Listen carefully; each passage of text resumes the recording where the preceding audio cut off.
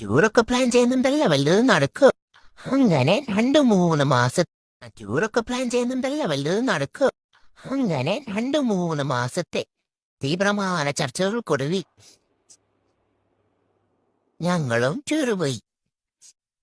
കോട ഇറങ്ങുന്നത് കാണാമെന്നും പറഞ്ഞു വന്ന ഞങ്ങള് ആനവണ്ടി കയറി പോകുന്നതും കണ്ട് അങ്ങനെ ചുരം കയറി. പിന്നെ പറഞ്ഞത് മുത്തങ്ങ കാട് വഴി പോയാൽ വെള്ളം കുടിക്കാൻ പോകുന്ന ആനയെ കാണും. മൂപ്പർക്ക് ക്ഷീണമായതുണ്ടാവോ ഇന്നും അതുവഴി പോയിട്ടില്ല. ഇന്നലെ പോയപ്പോ ഇട്ട അപ്പി കണ്ടു. ഡ്രൈവർ കൂൾ ഗ്ലാസ് വെച്ചിട്ടുണ്ട്, വല്ലതും കാണുന്നുണ്ടോ ആവോ.